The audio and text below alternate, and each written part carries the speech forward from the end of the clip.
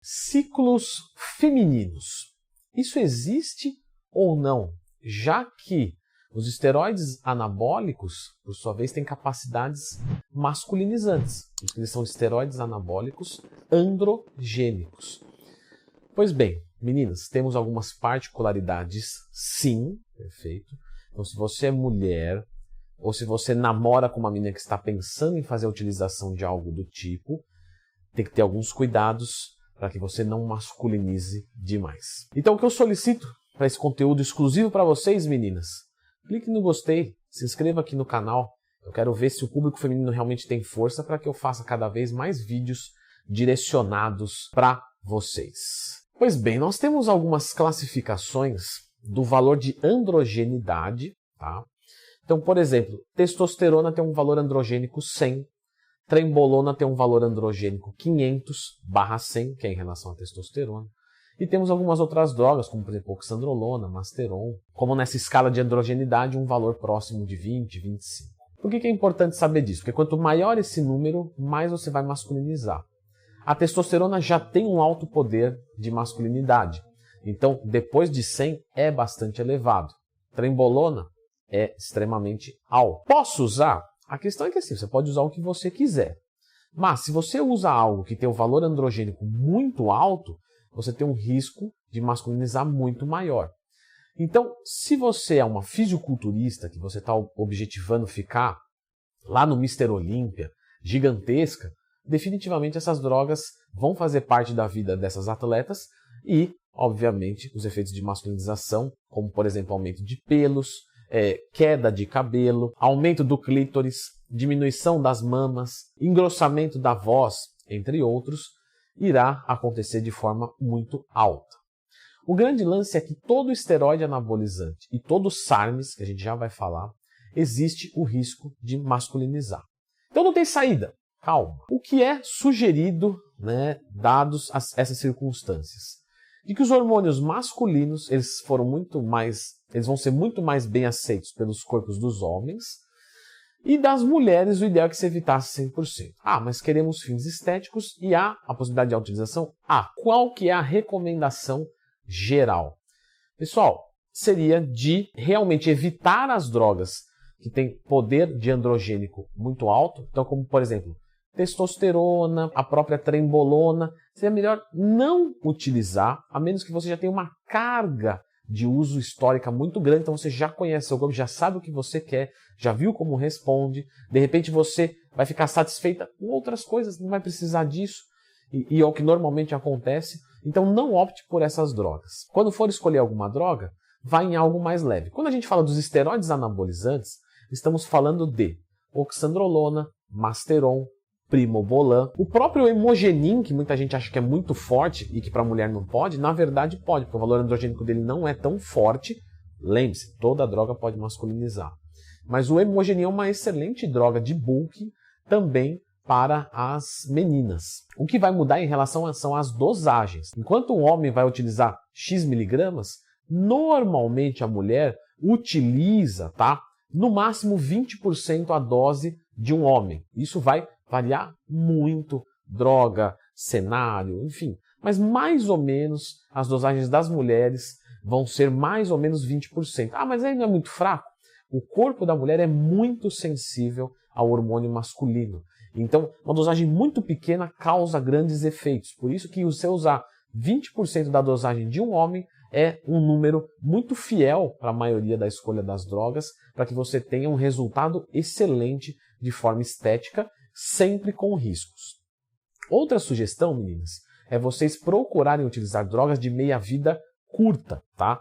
Por que isso? Porque justamente uma meia-vida curta, caso algo esteja saindo do seu controle, caso você não esteja gostando do que você está vendo, quando você parar, a droga sai rapidamente do corpo.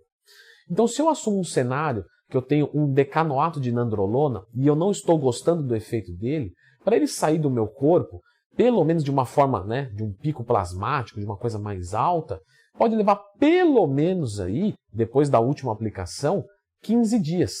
Então, nesses 15 dias você vai continuar com os mesmos problemas, diminuindo um pouquinho, claro, mas ainda assim muito alto.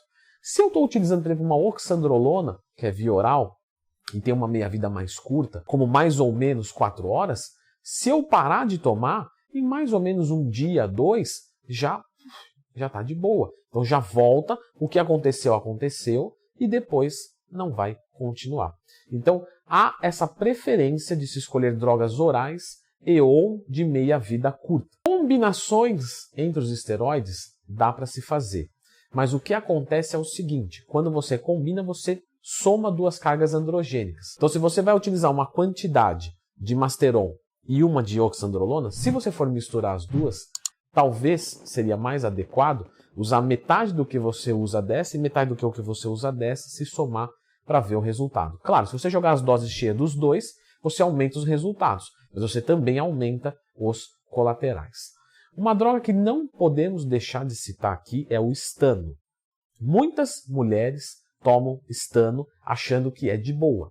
Estano tem um valor androgênico muito alto e masculiniza bastante, perfeito? Então, estano não é indicado para mulheres. O uso da espironolactona durante o ciclo pode proteger alguns dos efeitos colaterais?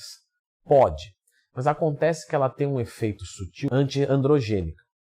Então, ela também diminuiria, em tese, a potência do anabolismo muscular, o que torna uma opção normalmente não interessante. Em alguns casos, sim, perfeito, para se combater acne, por exemplo. Mas em alguns casos não, porque aí você vai colocar uma coisa que vai justamente combater o que você está usando. Seria mais inteligente simplesmente usar uma dose menor daquela substância. Uma outra droga que também é interessante é a turinabol. A turinabol não é muito popular, mas é uma droga que dá ganhos secos, sólidos, muito parecidos com o da oxandrolona e da mesma maneira com efeito masculinizante mais baixo. Os colaterais, como por exemplo um clítoris hipertrofiado ou uma voz engrossada, algumas meninas relatam que depois do uso, finalizando, isso tende a regredir um pouco, mas definitivamente todas relatam que isso não zera, tá? E isso que você tem que tomar muito cuidado. Por quê? Porque esses colaterais, eles são para sempre. Talvez, claro, uma intervenção cirúrgica para diminuir o tamanho de um clítoris que está exagerado e está incomodando no dia a dia, raspando, por exemplo, na calça jeans, que isso acontece, existe essa possibilidade, mas é uma intervenção cirúrgica. Agora, vou tomar um medicamento para diminuir isso, vou fazer uma TPC para... Pessoal, isso não vai acontecer, tá? Por exemplo, cabelo, isso aí pode voltar a crescer, beleza.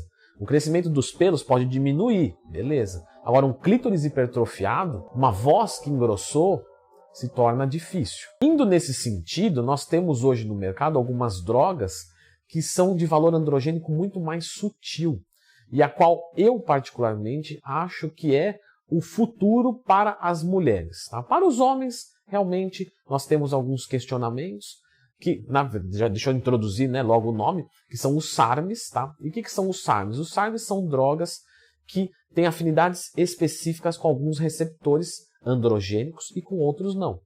Então, por exemplo, no homem, ele vai se ligar na massa muscular e vai fazer ganhar massa muscular. Mas ele não vai se ligar na próstata, por exemplo, que é o caso da andarina S4. E com isso você não vai ter um problema prostático com esse SARM específico. O que acontece é que o efeito anabólico também é menor.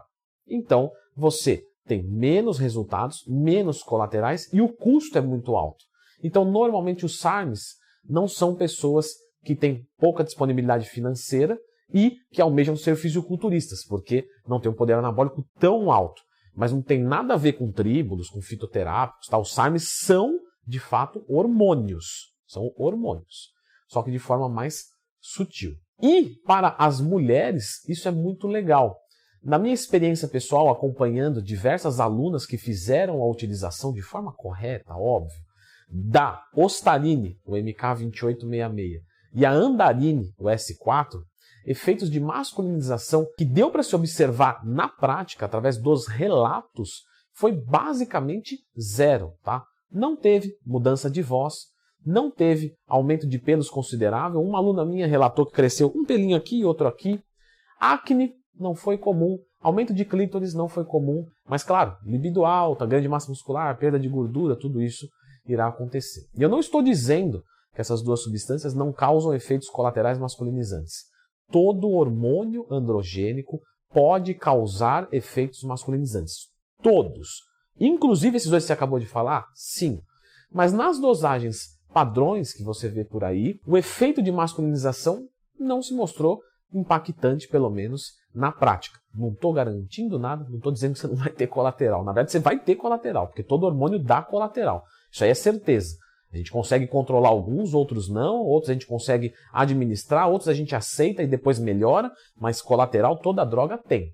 E eu não estou te garantindo nada que você vai usar isso e não vai ter problema nenhum. Mas, para uma iniciação, na minha opinião, seria o SARMs como efeito introdutório. Então, Leandro Twin, eu morro de medo de masculinizar.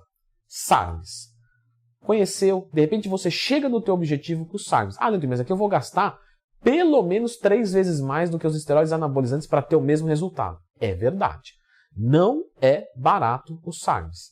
Só que você está comprando menos colaterais, mais segurança, menos efeitos de masculinização, etc. Então, iniciando no SARMs, depois, não cheguei no meu objetivo, quero algo mais potente, já combinei 2 SARMs, estou indo agora para os esteroides anabolizantes, mas um oxandrolona, uma Masteron, uma Primobolan, uma Turinabol, um Hemogenin. Leandro Twin, quero ser atleta, eu quero competir, eu quero ser grande de verdade, eu sei lá, eu quero ser gigante. Eu não ligo para a voz, para nada disso. Então existem os outros esteroides anabolizantes, de forma injetável, combinados, dosagens altas, que você pode colocar correndo um grande risco, para não dizer que é certeza que você vai masculinizar bastante. O que as mulheres sofrem bastante, tá, vai ser em relação a TPC. Então, muitos colaterais aparecem depois do uso, como, por exemplo, ganho de gordura, obviamente perda de massa muscular, retenção de líquido, acne, queda de libido e bastante oleosidade da pele. Então, é importante que se faça um pós-ciclo para você não sofrer tanto com isso e corrigir algumas taxas.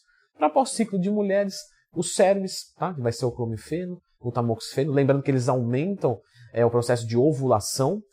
Estou tomando anticoncepcional e estou tomando tamoxifeno e clomifeno. Com risco de engravidar, corre. Então, cuidado, caso você não queira engravidar nesse momento. A utilização de algum outro antiaromatizante, dependendo do que você usar, pode ser bem-vindo, mas normalmente anastrozol, exemestano, letrozol, normalmente isso não é utilizado, mas em alguns casos pode acontecer. A espironolactona, nesse momento, pode ser bem-vinda, apesar de ter um efeito antiandrogênico, pode prevenir colaterais como oleosidade, acne, retenção de líquidos.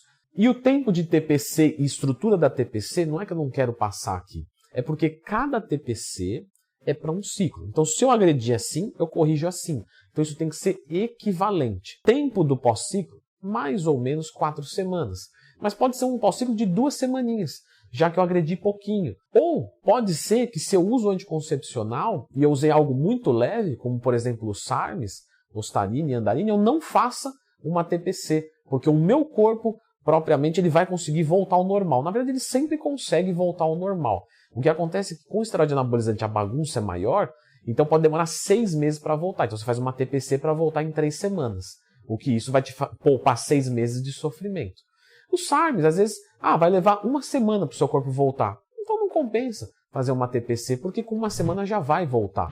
Então eu vejo muitos casos de uso de Ostarine e Andarine em quantidades não altas, de não fazer TPC usando anticoncepcional, porque isso torna o eixo, de certa forma, assistido por fora, e tudo bem. Leandro Twin, muito legal os SARMs, eu queria entender um pouco mais sobre eles. Então, eu fiz um vídeo aqui falando tudo sobre os SARMs, perfeito, que eu acho que é legal para você introduzir nisso. Lembre-se que aqui também tem vídeo de oxandrolona, de perfis dessas drogas, que são muito procuradas pelas meninas, mas eu vou deixar os SARMs, porque o SARMs é uma novidade no mercado, e muitas pessoas ainda não conhecem. Então dá uma olhadinha nesse vídeo.